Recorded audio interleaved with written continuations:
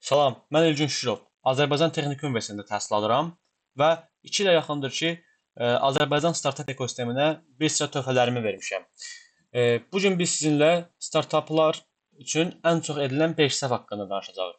İstəyirsinizsə başlayaq. Startap qurmaq çox adamın arzusudur, amma reallıqda çox az uğur qazanır. Niyə? Çünki eyni səhvləri təkrar edirlər. İndi mən deyəcəm ki, gənc startaperlərin ən çox etdiyi 5 səhv hansıdır və bəlkə biz bu 5 səhvi eləməsək daha da irəli gedəcəyik. Birinci səhv haqqında danışmaq lazım gələrsə, birinci səhv hər kəs üçün məhsul yaratmaq istəyidir. Yəni bunu çox adam edir. Hamı istəyir ki, mənim tətbiqim, platformam, saytım hamıya yaransın.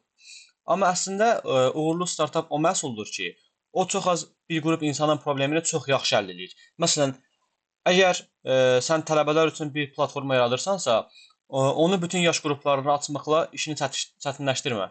Dəqiq auditoriyanı seç, onların problemini tam hədəfə vur. Əgər fokus yoxdursa, istiqamət də yoxdur təbii ki. İkinci səhv isə bir ideyaya aşiq olmaqdır. Bəzən bir ideya tapırıq və o qədər sevirik ki, sanki o ideya bizim kimliyimizə çevrilir. Amma real olaraq problem yoxdursa, ideya boşdur. Yəni ideya sayıra gözəl gələ bilər, amma bazara lazım deyil. Ona görə də əvvəlcə özümüzə bir sual verməliyik. Bu ideya kiminsə real problemini həll eləyir ya yox? Əgər cavab xeyirdirsə, onu dəyişmək lazımdır. Çünki ideyanı yox, problemi həll edən həlli insanlar alır. Belə demək lazımdır. Üçüncü səhv isə MVP-siz başlamaqdır. Bəziləri düşünür ki, hər şey tam hazır olandan sonra başlayacağam. Xeyr, gözləmək lazım deyil. Mükəmməl məhsul yox, test olunmuş məhsul lazımdır. Sadə bir versiya düzəltmək lazımdır. Onu 10 nəfərə təqdim etmək lazımdır. Onların reaksiyalarını görmək lazımdır. Feedbacklər almaq lazımdır. Əgər səhv varsa onları düzəltmək lazımdır. Əgər əvvəlcədən hər şeyi mükəmməl etmək istəyiriksə, yolda heç nə öyrənməyəcəyik. Dördüncü səhv isə istifadəçi rəylərini qulaq ardına vurmaqdır. Çox startapçıların etdiyi şeydir.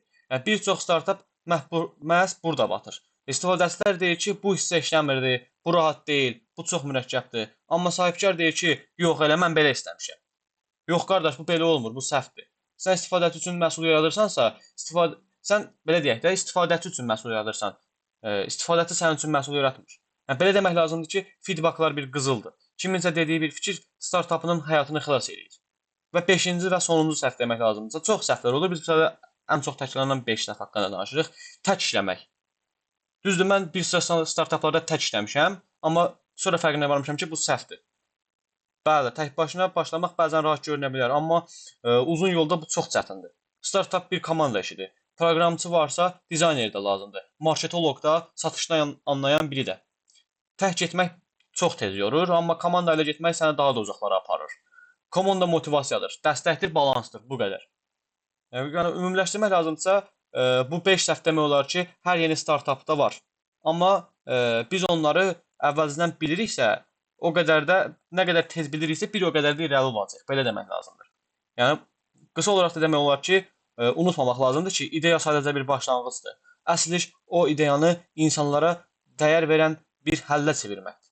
Yəni bu qədər. Yəni hər kəs bu əsas olaraq belə deyək ki, bu 5 səhvi aradan qaldırsa, düşünürəm ki, Azərbaycan startap ekosisteminə töhfə verəcək startapların sayı ildən ilə artar. Sadəcə bəzi şeyləri artıq qırağa qoymaq lazımdır, birlikdə işləmək lazımdır.